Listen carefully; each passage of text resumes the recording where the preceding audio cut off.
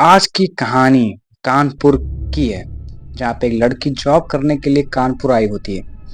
जिसने अभी इंटर ही क्रॉस किया था। उसके फैमिली में कोई था नहीं, तो भाई उसको जॉब करनी थी क्योंकि फैमिली का प्रेशर था, उसको झेलना था, अपनी फैमिली का पालन पोषण भी तो करना था। तो इसीलिए वो कानपुर आई होती है जॉब करने के लिए। अरे डायरेक्ट में कहानी पे आएगा, थोड़ा सा इंट्रो भी तो बनता है। तो हेलो गाइस, मेरा नाम है शुभम और आप देख रहे हैं शुभ हॉरर डायरीज, जहाँ पे भूतिया कहानी आपको सच्चाई वाली मिलती रहती हैं, कोई बनावटी वाली नहीं। तो वीडियो को पूरा एंड तक जरूर देखिएगा। और अगर आप हमारे चैनल पर नए हो तो सबसे पहले सब्सक्राइब करो ना, भूत तुम्हारे घर आएंगे, मेरा श्राप है। तो फटाफट चैनल को सब्सक्राइब कर दो। चलिए कहानी को करते हैं शुरू। जैसा कि मैंने आपको बताया, एक लड़की है जिसका नाम है कोमल, जो कानपुर में जॉब के लिए, ऐसे कानपुर में गांव में रहती है बट थोड़ा सिटी में आई होती है क्योंकि उसको जॉब करनी होती है। उसने अपना इंटर जो है, ग्रेजुएशन जो है कंप्लीट कर लिया होता है किसी तरह पढ़ लिख के। उसके फैमिली में कोई होता नहीं। पहली बात तो अकेली लड़की रहती है, तो पूरे घर की जिम्मेदारी भाई उसी के पास होती है। बाप थोड़ा बीमार रहता है, थोड़ा बीमार रहता है, गाँव में ही सब काम करके वो भी कर रहा होता है, उससे उन लोग का कुछ भी भला नहीं हो रहा था। इतना रुपया उसने लगा के पढ़ाई भी कर, थोड़ा घर का कुछ भलाई कर लूँ, कहीं जॉब कर लूँ। तो जॉब वैसे वैकेंसी उसको कहीं भी मिल नहीं रही थी, तो काफ़ी ढूंढने के बाद उसे एक प्राइमरी स्कूल मिलता है, जहाँ पे उसे प्राइवेट जॉब के थ्रू पढ़ाने के लिए बुलाया जाता है। ठंडियों का मौसम रहता है, हल्का हल्की बारिश भी हो रही थी, थोड़ा सा मौसम चेंज भी हुआ था। तो वो एक प्राइमरी स्कूल में इसको आने के लिए उसका फर्स्ट दिन रहता है जाने का। फर्स्ट दिन बारिश काफ़ी हो रही थी। वो फर्स्ट दिन छाता वाता लेके वहाँ पे आके एंट्री करती है। तो वहाँ पे देखती है थोड़ा अजीब सा माहौल बना होता है। मतलब प्राइमरी स्कूल काफ़ी पुराना स्कूल है और बच्चे भी उतने नहीं हैं, बस कोई दो तीन टीचर हैं जो आते तो लेट हैं और जाते सबसे पहले हैं। फटाफट से इसलिए उनको बाहर ये स्कूल जो है कोई भूतिया घर हो, बस आ रहे हैं और जा रहे हैं, ऐसा उनको लगता, उस लड़की को लगता है। पूछती भी लड़की से, पूछती भी है कि मतलब इतनी लेट आ रहे हैं, सब फटाफट जा रहे हैं। तो कई लोग उसको बताते हैं कि ये लड़की स्कूल जो है थोड़ा श्रापित है। मतलब स्कूल में बहुत कम लोग यहाँ पे देर तक ना खाली नहीं है। आप रात के समय भी आप देर टाइम तक मत रुकिएगा। उसको सलाह देते हैं कि भाई तुम भी नहीं आए हो, तुमको पता नहीं है तो बता दूं, यहाँ पे देर तक मत रुकना, तुम भी फटाफट से निकल लेना अपना काम करके। और एक कमरा है यहाँ पे जो स्कूल के गेट के बाई तरफ है, उस कमरे को भूल से भी खोलना मत कभी। जैसे बस बात को बोलती है, उसे थोड़ा अजीब लगता है कि मतलब कमरा है खोलना मत, ऐसा क्या रखे हैं सोना चांदी रखे हैं उस कमरे में जो बोलने खोलो मत। और दिमाग में अपने उसका जैसे उसने मना किया, उस दिमाग में क्यूरियोसिटी जाग गई कि अरे क्यों मना किया कि रखने के लिए। होता नहीं है कि जो चीज मना करो लोग वही करते हैं। उसके दिमाग में भी चल रहा कि क्यों मना किया मेरे मम्मी ने, ऐसा क्या उसमें रखे हैं, बस दिमाग में उसको चल ही रहा होता है। वो स्टाफ रूम से बाहर निकलते हुए देखती है लड़का कोई है उसी कमरे के बाहर खड़ा होकर कुछ ऐसे, कि कमरा तो बंद रहता है, उसके बाहर खड़ा होकर कुछ बना रहा है, कोई कुछ बोल रहा है। वो उसके पास आती है, उसको बोलती है बेटा क्या हुआ, यहाँ पे क्या कर रहे हो। बोलते हैं मुझे उसने बुलाया है, बोला है कि कमरा खोल दो, मुझे बाहर आना है। मुझे किसने बुलाया।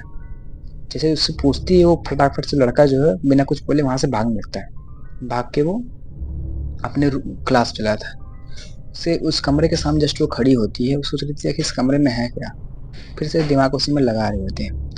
आज का उसका पहला दिन था, तो दिन में थोड़ा सा अच्छा सब कुछ बीता। उसने पढ़ाई वढ़ाई सबको समझाया, पढ़ाई लिखाई उसकी हो गई, उसने सब कुछ बताया होता है। उसके बाद बारिश काफ़ी तेज हो रही थी उस समय, तो उस सारे स्टाफ तो फटाफट से निकल गए। वहाँ वही स्टाफ रूम में अकेली बैठी हुई अपना सब कुछ कंप्लीट कर रही थी, काम वगैरह जो भी बच्चों थे नए नए, सब कुछ देख से सुन रही थी। तो लेट काफ़ी हो गया, बारिश रुकने का नाम नहीं ले रही थी। तो स्टाफ में बस रूम में वो बैठी हुई थी। अब बारिश हल्का फुल्का कम हुई थी, तो वहाँ पे बैठी वो निकलने का ट्राई कर रही थी। तब भी अंधेरा हो चुका था, कि मौसम बरसात का था और थोड़ा सा ठंडी का मौसम था, तो जल्दी अंधेरा हो जाता है, आपको पता ही होगा। तो वहां से निकलने के लिए वो निकल रही थी, जैसे अचानक एक कोई औरत, मीना नाम की, चिल्लाते हुए आती है, आप यहाँ हैं क्या, सुधांशु, सुधांशु, ऐसा बोलते हुए आ रहे होते हैं। वो पलट के देखते एक कोई औरत है, वो पीछे खड़ी हुई है और उससे पूछ रही है मतलब कि सुधांशु यहाँ पे है क्या।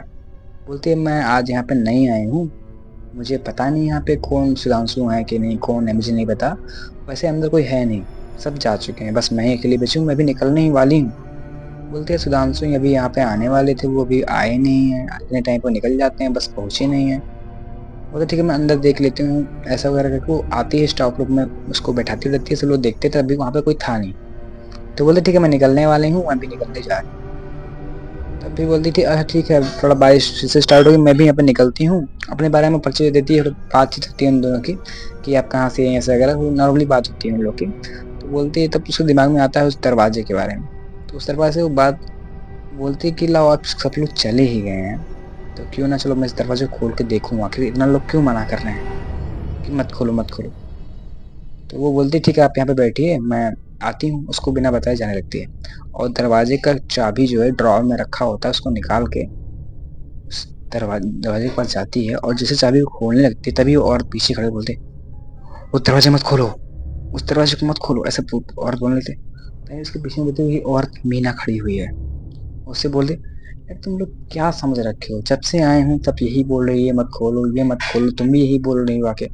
तुम लोग शांत रहो, मैं खोलूंगी दरवाजा, आखिर देखूं तो इसमें कौन सा सोना चांदी रखा है, इससे लोग इतना मना कर रहे हो। वो दरवाजा खोलती है, अंदर पूरा अंधेरा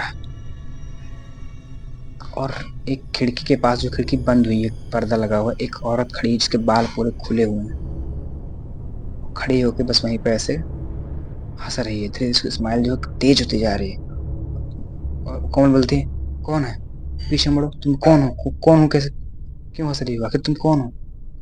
जैसे औरत मुड़ती है वही मीना सामने खड़ी होती है, घूम कर जैसे मुड़ती है पीछे मीना गायब और वहीं पे मीना खड़ी हुई है। बोलते मैंने मना किया था ना दरवाजा मत खोलो, मैंने मना किया था फिर भी तुमने खोल दिया, अब तुम नहीं बचोगी। जैसे देखती कि मीना यहाँ पे खड़ी है, जो औरत थी यहाँ पे आ गई है, और चिल्लाते हुए वहां से भागती है और जाके गेट के पास ऐसे जाके रुकती है कि आखिर क्या है। उसके पीछे देखती है तो देखती है गेट जो है ऐसे धीरे धीरे उसके सामने से ऐसे कोमल जो देख रही होती है सामने से गेट बंद होता है उसके सामने। वो उसी टाइम उस स्कूल को छोड़ छाड़ के अपने गाँव निकल लेती है, वहाँ से रिजाइन कर देती है। वहाँ पे आके जब अपने पिता को एक बात बोलती है कि मैं वहाँ पे इस प्राइमरी स्कूल यहाँ पे गई थी, तो उसका पिता खुद उससे डांट लेता है कि तुम्हें पता था उस वहाँ के बारे में, तुमने एक बार मुझे बताने का ट्राई किया कि हाँ मैं कहाँ पढ़ाने जा रही हूँ। उस स्कूल में एक औरत ने आत्महत्या कर ली थी, तब से उस कमरे को बंद करके रखा जाता है, यहाँ पे कोई आ ना पाए। तुम वहाँ पे पढ़ाने चले गई, उसे अपनी गलती का एहसास होता है, उसने परिवार से कुछ बताया नहीं। तो पिता उसे ये समझाता है, थोड़ा पूजा पाठ करवाते हैं, थोड़ा बधाव बनवाते हैं, कोई भी दिक्कत ना हो।